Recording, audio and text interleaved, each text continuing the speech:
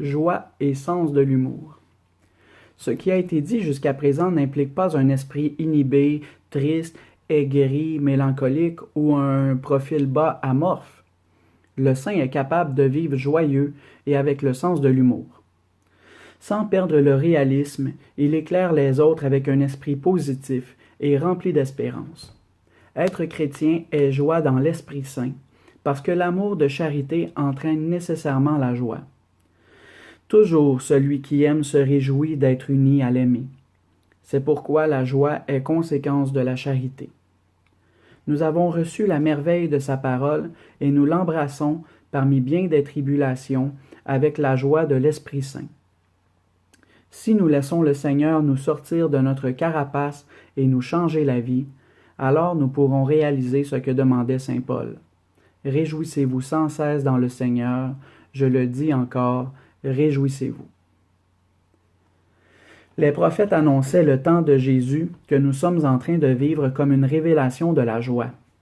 Poussent des cris de joie, des clameurs, en Isaïe 12, 6. Monte sur une montagne, sur une haute montagne, messagère de Sion. Élève et force la voix, messagère de Jérusalem, disait encore Isaïe au chapitre 40, verset 9. Que les montagnes poussent des cris, car le Seigneur a consolé son peuple, il prend en pitié ses affligés. Isaïe 49, 13. Exulte avec force, fille de Sion, crie de joie, fille de Jérusalem. Voici que ton roi vient à toi, il est juste et victorieux, humble, disait Zacharie, chapitre 9, verset 9. Et n'oublions pas l'exhortation de Néhémie. Ne vous affligez point, la joie du Seigneur est votre forteresse. Au chapitre 8, verset 10. Marie, qui a su découvrir la nouveauté que Jésus apportait, chantait « Mon esprit tressaille de joie en Dieu mon Sauveur ». Et Jésus lui-même tressaillit de joie sous l'action de l'Esprit Saint. Quand il passait, la foule était dans la joie. Après sa résurrection, là où arrivaient les disciples, il y avait une joie de vivre.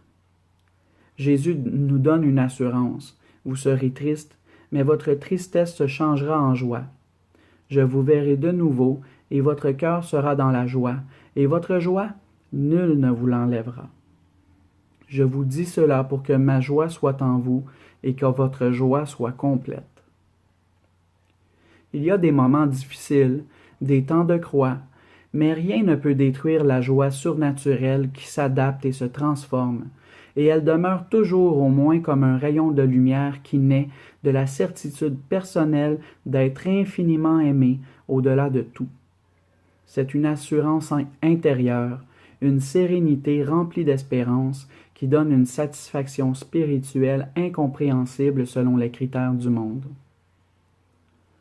Ordinairement, la joie chrétienne est accompagnée du sens de l'humour, si remarquable par exemple chez saint Thomas More, chez saint Vincent de Paul ou chez saint Philippe Néri.